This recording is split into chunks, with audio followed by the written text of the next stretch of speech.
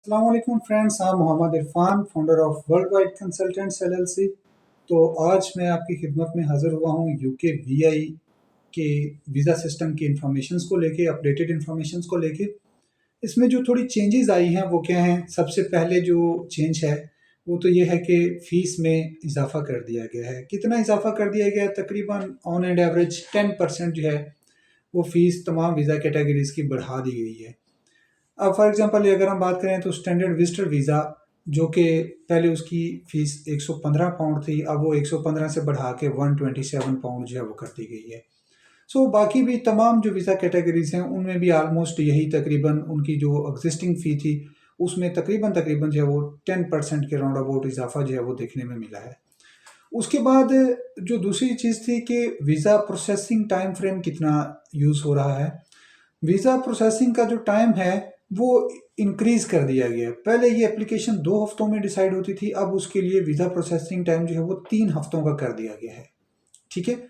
Main अब आप ये बात ज़हन में रखें कि अगर आप विज़िटर वीज़ा अप्लाई करना चाहते हैं यूके का, तो आपकी एप्लीकेशन सबमिट होने के बाद 3 हफ्ते जो है वो एम्बेसी लेगी इसके ऊपर आपको डिसीजन देने में। आपका जो स्टूडेंट वीज़ा था उसकी भी ड्यूरेशन अब 2 वीक से बढ़ा के 3 वीक कर दी गई है, यानी कि उसका रिस्पॉन्स भी आपको 3 हफ्तों में आएगा। इसके बाद जो आपका वर्क वीज़ा था वो भी अभी उसके भी जो ड्यूरेशन है, जो टाइम फ्रेम है वो भी 3 हफ्तों में डिसाइड होगा। और उसके बाद जो दूसरे वीज़ाज़ हैं लाइक आपका फैमिली वीज़ा है, आपके पेरेंट्स वीज़ा है, या आपका चाइल्ड वीज़ा है, या आपका स्पाउस वीज़ा है, तो उसका डिसीजन भी आपको 3 हफ्तों के अंदर मिलेगा, जो कि पहले 2 हफ्तों में आ जाता था। इसके बाद जो ग्लोबल टैलेंट वीज़ा है, ये भी आपको 3 हफ्तों के अंदर इसका डिसीजन आएगा ग्लोबल टैलेंट वीज़ा के ऊपर भी। और फीस जो है वो एम्बेसी फ़ी तकरीबन तमाम वीज़ाज़ की अप्रॉक्सीमेटली 10% तक इंक्रीज़ कर दी गई है। उसके बाद इनका जो टाइम फ्रेम है वो भी बढ़ा दिया गया है। और अगली जो बात है वो ये है कि अगर ये टाइम तब है जब आपका केस सबमिट हो जाएगा वीएफएस ग्लोबल में, जब आप अपना डॉक्यूमेंट जमा कर देंगे, बायोमेट्रिक हो जाएगी, उसके बाद है। ठीक है?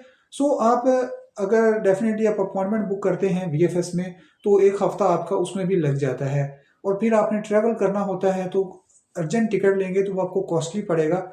आप जो है वो कम से कम 15 दिन या 20 दिन पहले अपना टिकट बुक करें, तो ऑन एंड एवरेज आप अपना 2 मंथ का जो टाइम बजट है वो लाजमी अपने जहन में रखें अगर आप यूके का कोई भी वीज़ा अप्लाई करते हैं, ताकि आप वेल इन टाइम बगैर मेंटल टेंशन के अपने तमाम मराहल को ईजिली तय कर सकते हो और अपने तमाम मामला जो है वो ईजिली कर सकते हो। अगर आप पाकिस्तान से यूके का किसी भी कैटेगरी का वीज़ा अप्लाई करना चाहते हैं, या आप प्रायोरिटी अपॉइंटमेंट लेना चाहते हैं वीएफएस से, सेम डे आप अपनी सबमिशन करवाना चाहते हैं वीएफएस में, या आप ये टिकट बुक करना चाहते हैं यूके के लिए, या आपको इसके वीज़ा एप्लीकेशन प्रोसेसिंग में आपको असिस्टेंस चाहिए, आपको कंसल्टेंसी चाहिए, so you can contact us on the given WhatsApp number, और you can contact us on www.worldwideconsultantsllc.com।